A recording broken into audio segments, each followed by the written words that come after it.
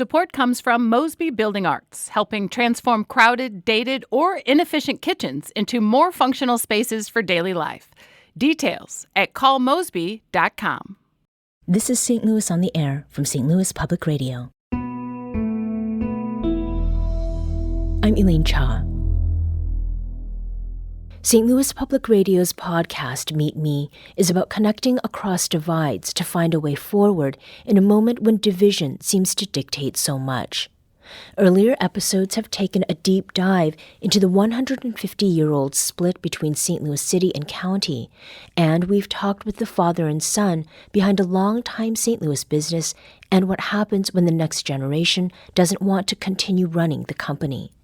For the rest of today's show, we'll listen to the newest episode of Meet Me, which explores how some people are trying to bridge one of our region's greatest divides, the Mississippi River. Here's host Luis Antonio Perez. The Mississippi River travels more than 2,300 miles down the middle of America. In its winding journey south, it touches 10 states. But it does more than that. It divides them. For some on the western bank, the eastern side might as well be another world. For St. Louis, the river has long been a barrier, separating land, opportunity, and even identity itself. When I learned that a company offered tours taking people out on the Mississippi River, I jumped at the opportunity.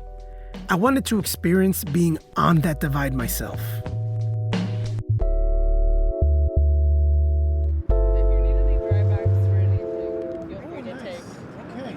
Definitely recommend. 15 of us gathered at the cobblestone bank of the Mississippi River, just under the Poplar Street Bridge near the Gateway Arch. Big Muddy Adventures is an outfitter that organizes these canoe trips on the Mississippi. But one thing I want you to do is just look down at your shoes, wave goodbye. This is Big Muddy Adventures, all right? Not small, clean, easy. Your shoes are gonna get wet. They're gonna get a little bit muddy. It's hard to load a canoe while keeping everyone dry. But if you're okay just getting your feet wet, we're gonna be good. We can get that boat floating and get out there. Peter Nagel was our lead guide and captain for the day. And then we'll get going. Our trip today, so we go from North Riverfront Park. It'll be about a 45-minute trip to Mosenthien Island. That is an all-natural, completely uninhabited island. We'll go there for lunch. We are going to return right here to the cobblestones, right where we parked our cars. So that's our trip today. April Swagman and Nick Hall are two of my fellow paddlers and St. Louis natives. They recently moved back after spending some time in San Francisco and Colorado. We're just kind of outdoorsy folks. This is a birthday present for Nick. We like canoeing, we like kayaking. Done it on much smaller bodies of water, lakes or smaller rivers. The Missouri floating tradition is, to get on a raft on a slow-moving river with some drinks and, take your time. So we've done plenty of that back in the day. But some people, when we said they were doing this, were like, what? You can canoe on the Mississippi River? We filed into vans that took us about 10 miles upstream to North Riverfront Park near the Chain of Rocks Bridge at the northern border of the city. Thank you. When we arrived at the park, we saw other folks enjoying their morning along the river. Some, like Terry, visit the banks of the Mississippi all the time. Y'all's come down to the river a lot? Yeah, we finna go fishing. Oh, you're gonna go fishing right now? Yeah, we trying to find a Oh, wow. What kind of fish do you catch around here?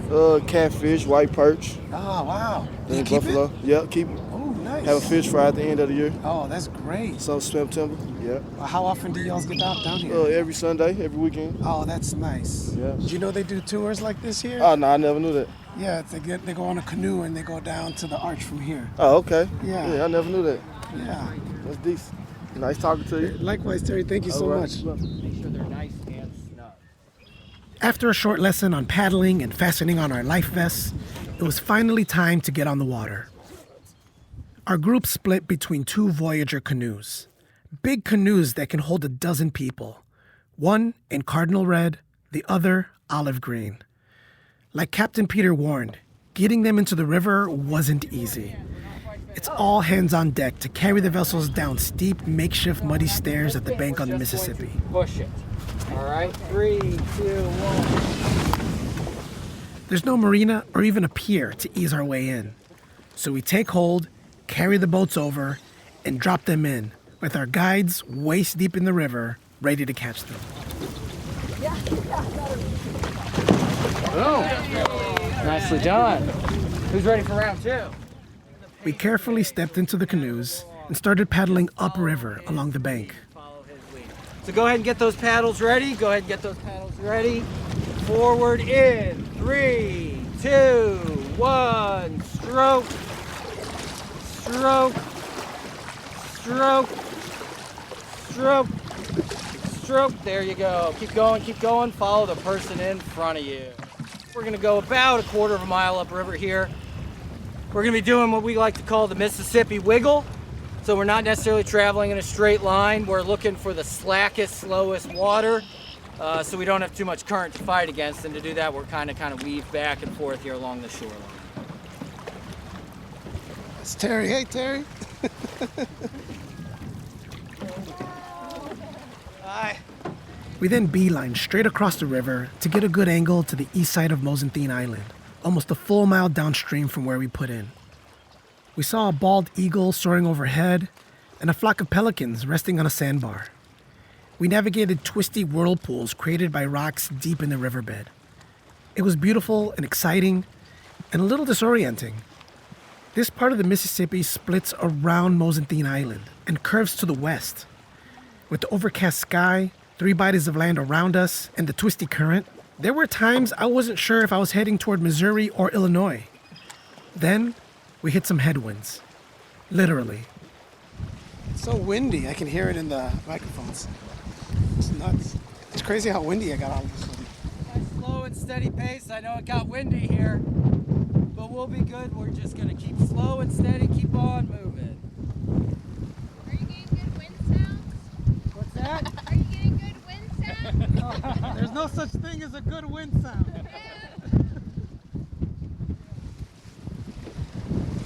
All right, we're gonna come up to this cut bank right here. You can see it's quite windy. We got some waves. And I gotta reach out to Mark there. So when we come ashore, stay in the boat. Wait for Derek and I to hop out. We're gonna try to hold the boat steady. Oh man, big wind. We'll get back to our canoe trip on the Mississippi River a little later. Right now, I want to take you to another riverbank, about 8 miles downstream. There's a spot on the eastern bank of the Mississippi that arguably offers the best view of the Gateway Arch. A little-known place in Illinois called Malcolm W. Martin Memorial Park. This park, and the man it's named after, carry a story that has spanned nearly 80 years. A story that's still being written today. About dreams, divides, and a commitment to bridge them. Meet me at the riverfront.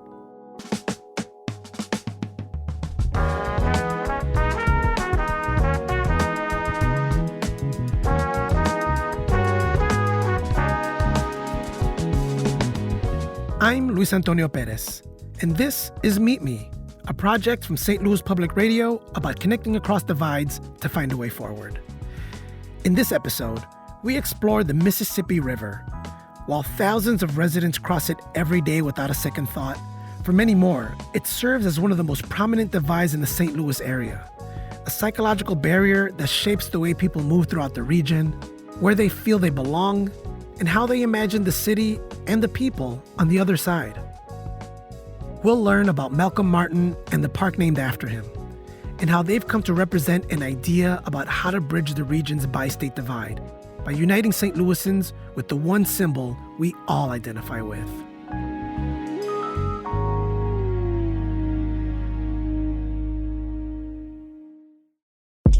In the St. Louis region, for some people, Malcolm W. Martin Memorial Park is the place you go for wedding photos, or the place you stumble upon while searching for a better view of the 4th of July fireworks on the Mississippi.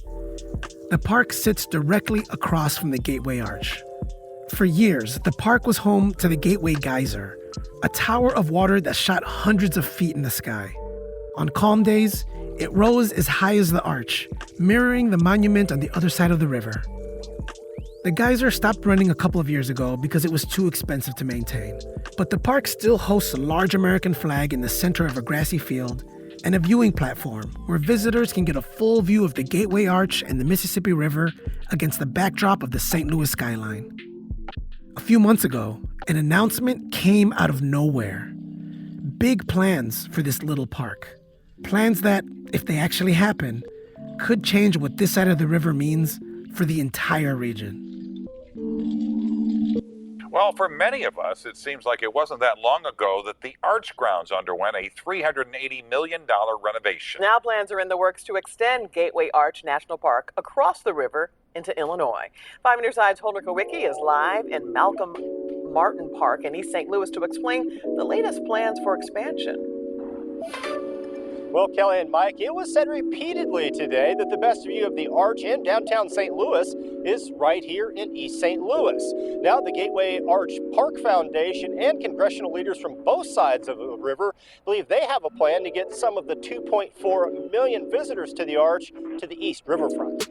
Local and federal political leaders on both sides of the aisle and both sides of the river sponsored legislation to expand the boundaries of Gateway Arch National Park into East St. Louis, to include this park. The person pushing the plan is Ryan McClure, Executive Director of the Gateway Arch Park Foundation. Ryan met me at Malcolm W. Martin Memorial Park on a sunny morning to walk me through the vision for expansion. Hi. Hey, how are you? Hi, Ryan, right? Nice to meet you. Louise, nice to meet you. Yeah. And I'm just capturing sounds of the train here. Part of the environment. Yeah. My name is Ryan McClure. I'm the Executive Director of Gateway Arch Park Foundation. And what are we doing right now? So we are walking on the overlook platform for Malcolm Martin Park here in East St. Louis. This park was really set aside and created to interact with Gateway Arch National Park. Malcolm Martin was involved way back in 1947 in the international design competition that Eero Saarinen won for the design of the arch. And in that design competition, Saarinen had this park on both sides of the river, meaning the Arch Grounds. So Malcolm Martin spent the rest of his career trying to make that happen. Mm-hmm. And that's why this park is here.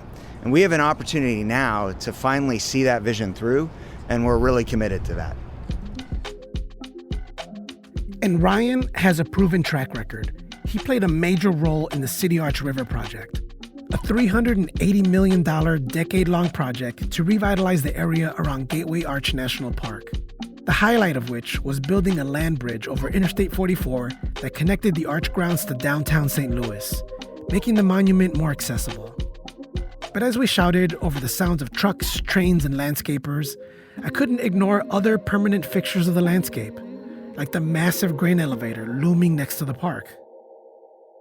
We're talking about the divides and expanding the park, but I can't help but sort of see there's like a lot of industrial infrastructure around here. There's some railroad tracks, and how does that factor into developing this side of the park? Yeah, I mean, using the City Arch River project as an example, we're no strangers to mitigating the impact of infrastructure, right? So we had to cover an interstate highway to physically connect the Arch Grounds to St. Louis. Now, it's not easy. It's going to be hard. But things that are worth doing are often hard. So we firmly believe that we can deal with the infrastructure that's here that frankly is really important to the operations of this river. The facility right behind me is a Cargill facility that processes grain and soy. I mean, that's really important to agriculture in America. This is Cargill's busiest facility on the Mississippi River. So there's a story to tell here. Gotcha. Yeah. And then, the hard question, I think, is folks seem to be asking a lot of questions, about do we even need this? Should we spend any money and time and effort on this kind of thing? There's so many things happening right now that we can be focused on. I can hear in my head folks in North St. Louis, let's say, saying we should focus on getting something going up here instead of expanding a park that's already there. Right. What's the response to that? Well, first of all, I would say I don't see a reason why all of it can't be done. I don't think we should be operating from a sense of scarcity, but more a sense of abundance. Absolutely. Development in North St. Louis and recovery from the tornado is critical, not just for the folks that live there, but for our entire region. And that community deserves that. Just like East St. Louis, that has, lost tens of thousands of people, of population since the 1950s, they deserve to have a national park in their community. So I have, and we have, no qualms about answering the question, is this worth it, and should we be focusing on it? Of course we should. We should also be focusing on the other things we just talked about. I believe that we can do all of it. Ryan paints a compelling picture. But to be honest, when I pulled up to Malcolm Martin Park to set up for my interview with Ryan, I struggled to imagine it as part of a national park. Huge American flag here on this side. That area, the wooded area to the south of Malcolm Mountain Park, is fenced off with barbed wire at the top of the fences. As you can hear, they're still doing some landscaping. Okay, here at the tier below, the top tier, you can already look directly across the park. I mean, it's nice. But this industrial building here, it does something to break this sort of beautiful view. And we've got some power lines too, like really massive power lines here on this side of Illinois. It's a strange juxtaposition. Oh, and I guess there's a statue of Malcolm W. Martin here. And there's some landscapers here. Oh, sorry, am I in the way? Okay.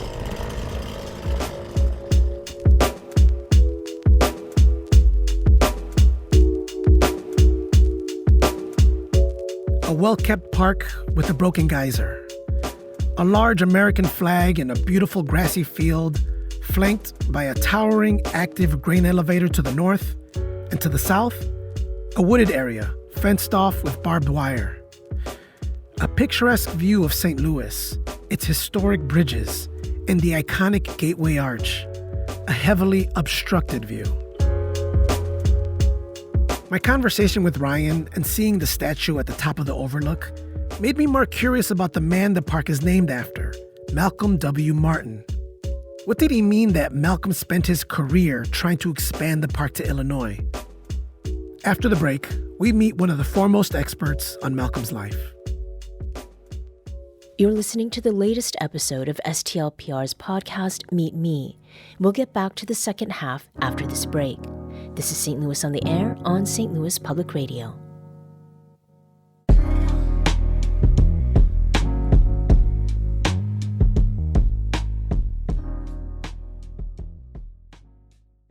Support comes from Gemma, architects, planners, and designers seeking to bring joy to their clients and communities.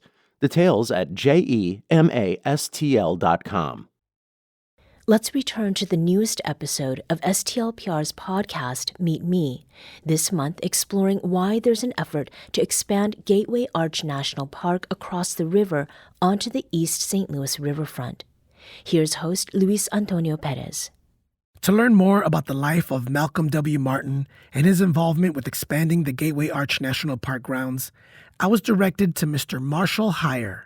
In fact, one of the folks I spoke with for this story said they wouldn't say another word until I talked with Marshall. Mr. Marshall Heyer is a retired attorney, writer, and historian in St. Louis. He was a close friend and colleague of Malcolm Martin, and since Malcolm's passing, Marshall, who's now 80 years old, has become the expert on his life. When Marshall came to St. Louis as a young attorney in 1968, he thought Malcolm was a little odd. I was by myself. I knew basically no St. Louisans, so I was on my own. So Malcolm said, Marshall, Sunday, if you're not doing anything, we could have lunch at this restaurant on Lindell, and they basically serve salads. And I thought, what kind of breakfast is this? And afterwards, Marshall, I'll tell you what we're going to do. I know when a certain train is going to pass by a certain crossing, and we're going to drive there, and we're going to stop and watch that train go through. I thought to myself, oh golly, is this what St. Louis is going to mean to me? But the older colleague with quirky interests would become a mentor to the young Marshall. At his home in South St. Louis County, Marshall showed off several artifacts from Malcolm's life. Paintings and drawings he inherited from Malcolm, and so many stories from the life of his mentor. Malcolm Martin was a descendant of Kentucky slave owners. His father came to St. Louis in 1895 and would become the first chairman of the board of directors of the Federal Reserve Bank of St. Louis in 1914. Later, he would serve as the bank's president. Malcolm's brother, William McChesney Martin Jr., would live a very storied life, becoming the youngest president of the New York Stock Exchange and the longest ever Federal Reserve chair, serving under 5 presidents, from Truman to Nixon. Both brothers were drafted to fight in World War II. Malcolm was awarded a Bronze Star for helping plan the D-Day invasion, but he was most proud of his advocacy and commitment to racial equity. He had risen to the rank of Army captain when a base commander threatened to disband Malcolm's integrated company of half-white and half-black soldiers. Malcolm leveraged his connections and successfully kept his company together. Malcolm's attachment to the Gateway Arch is its own story. Well, when Malcolm returned from the war, he had been absent from his law firm for 4 years, and he had no client base. I mean, his father had one, but in order for lawyers to eat in a newly formed firm, you basically had to round up your own clientele. And Malcolm had none, so he asked his dad. And his dad said, "Malcolm, until you do have your own clientele, let me direct you to our neighbor, Luther Ely Smith." Luther Ely Smith is known today as the father of the Gateway Arch. Malcolm played a big part in the 1948 competition that would ultimately be won by Eero Saarinen with his arch and park ground design. He helped raise the money for it. He did not get to choose the winning design, but he was so delighted in Eero Saarinen's design for the arch. And unlike a lot of St. Louisans who followed the progress of that competition, he realized that the arch was only part of Saarinen's dream. Saarinen had envisioned a park on the east side where people could get a good view of the arch. The Gateway Arch was completed in 1965, but sadly, neither the monument's champion, Luther Ely Smith, nor its architect, Eero Saarinen, ever got to see it. Both men died before construction started. And only part of Saarinen's vision would be complete, as the park grounds did not span across the river. Malcolm was committed to carrying forward Saarinen's dream. He founded a nonprofit in 1969, the Gateway Center of Metropolitan St. Louis, with half of its members from Missouri and half from Illinois. The group's goal was to work towards expansion of Gateway Arch National Park to the East Bank, one step at a time. Well, let's first buy up the property. There were 50 acres, which were not being used by the owner, which was the Illinois Central Railroad Company.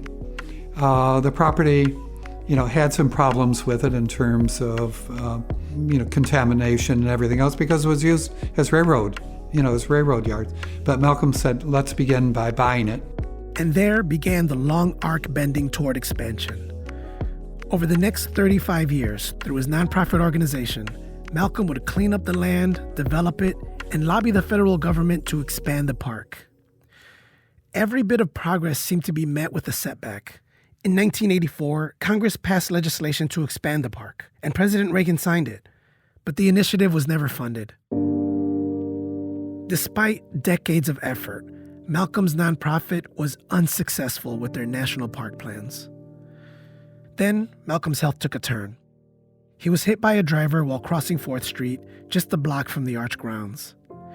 He never fully recovered.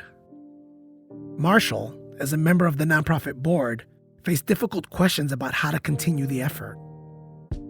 Toward the end, although mentally very acute, he deteriorated, and then when he reached 90, he took up residence in a nursing home. The board continued to meet, but the board's decision had to be, what do we do after Malcolm is no longer with us? And then, a new path emerged. The newly formed Metro East Park and Recreation District was responsible for overseeing and maintaining parks in St. Clair and Madison counties.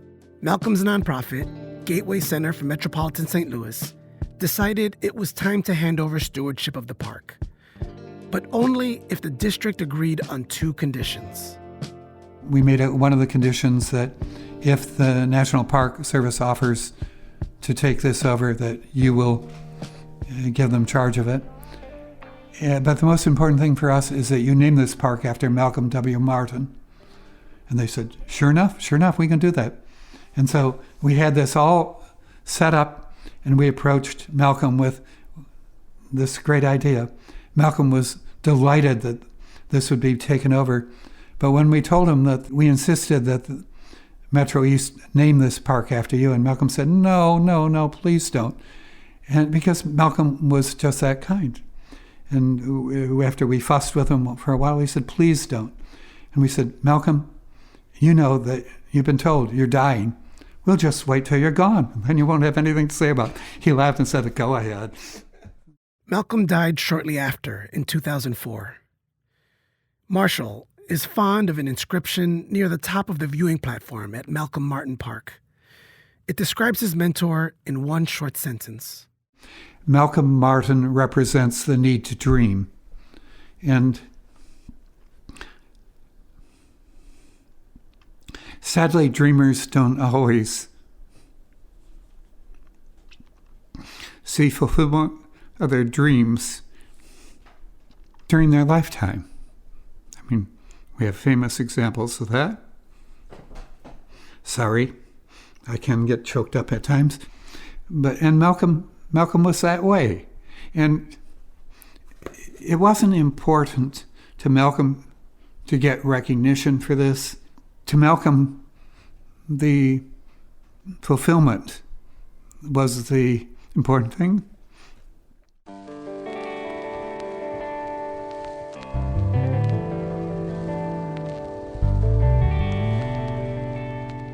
A life-size bronze statue of Malcolm is at the very top of the viewing platform. He's seated, one leg crossed over the other, looking back across the river with a slight smile. He looks reflective, almost peaceful. We think he's kind of a welcoming presence on the platform. Marshall pointed out that Malcolm isn't looking directly at the arch as you might expect. His gaze is slightly to the north, towards a spot where he used to stand on his own downtown balcony, dreaming about what this side of the river could become someday.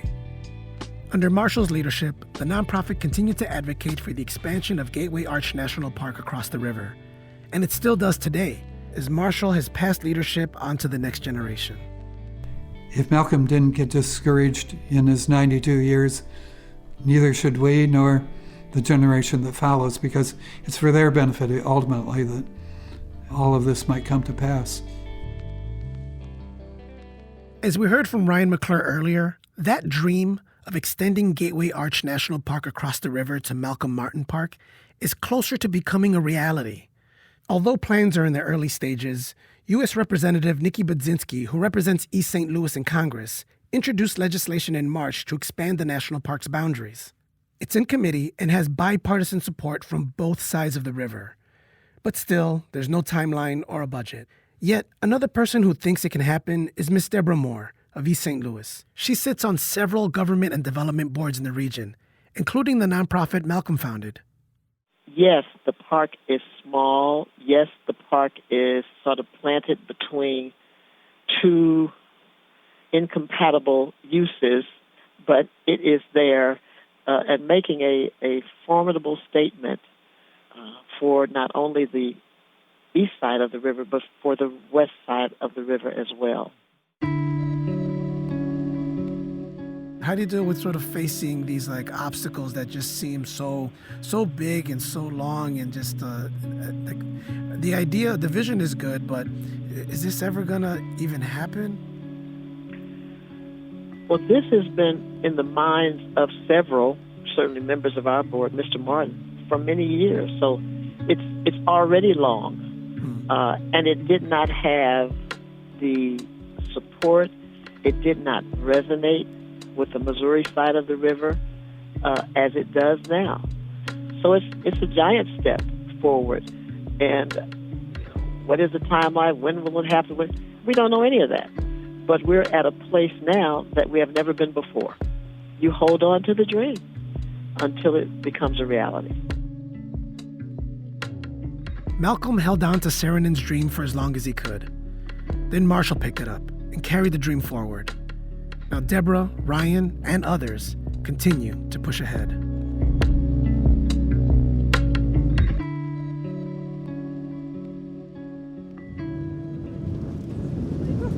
Back on the Mississippi River canoe trip, we were on shore, marooned on Mosenthine Island, in the center of the Great River. The canoes are just splashing up against the banks here. 40-mile-an-hour wind gusts blew our hats and napkins across the small clearing. It's sort of hard to do anything. It's blowing like straight in, pretty much, right across the river from the east. Well, to be honest, I'm kind of disoriented. I can't tell if it's blowing from the east or the south. Oh man, this is wild, this wind. We ate sandwiches as our outfitters decided whether we'd get to continue our journey downriver to the Gateway Arch. Then, Captain Peter had an update. Can you tell us what's going on? Oh, yeah. So it's very windy today, and it's windier than we would have liked it. So we do plan for situations like this, contingency plans. So instead of going 6 miles into a headwind down to the arch, we're going to use the wind to our advantage, and we're going to turn around and go back up the island. It's only 2 miles, and we're just going to head back to the put-in. So we're going to go back to where we started? Yes, we are. Straight back to where we started. All right. There's something very St. Louis about that story.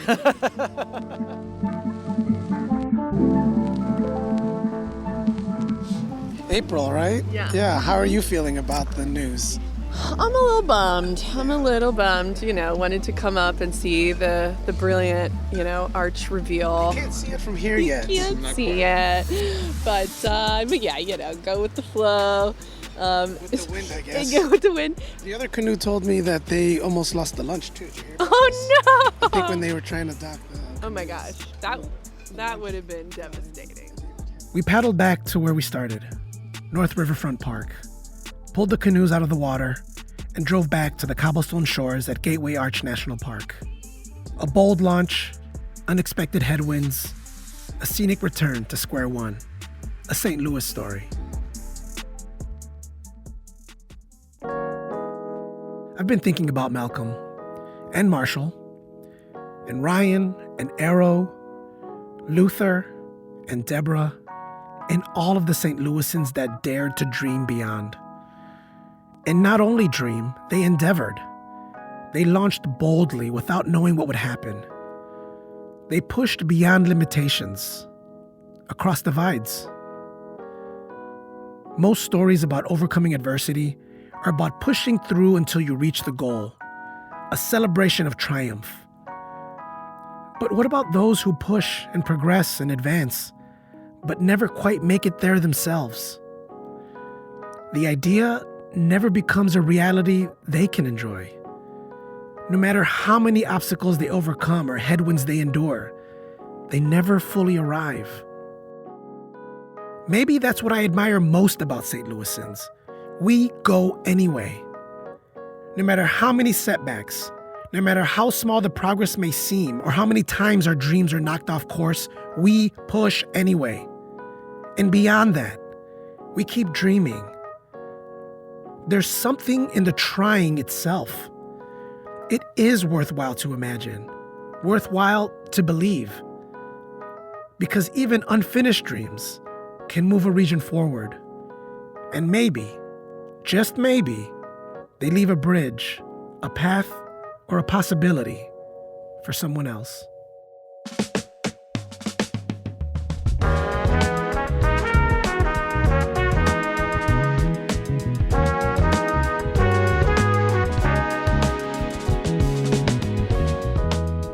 You've been listening to the Meet Me podcast, a project from St. Louis Public Radio about connecting across divides to find a way forward. This episode was hosted, produced, and mixed by Luis Antonio Perez, with writing support and story editing by Brian Heffernan and Alex Hoyer.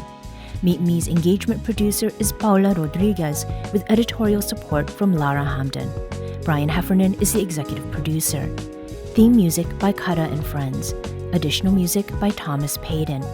Special thanks to Will Bauer, Matt Green, Big Muddy Adventures, Ariel Claypool, and Thomas Schlafly. Share this episode with your friends and family. And follow Meet Me on Instagram at MeetMeSTL. We also have a newsletter. Sign up at stlpr.org. Grant support comes from the James S. McDonald Foundation. St. Louis Public Radio is a member-supported service of the University of Missouri St. Louis. Hi, I'm Laura Hamden, and my colleague Jessica Rogan and I are your daily hosts of the Gateway newsletter. We meet with the editors in the STLPR newsroom every weekday to bring you the top local stories of the day in a quick and easy 6-minute read by 6 a.m. In an age of overwhelm, it's a refreshing, thoughtful take on the news day, if we do say so ourselves. Fine-tune your daily news habit with the Gateway newsletter. Subscribe at stlpr.org/gateway.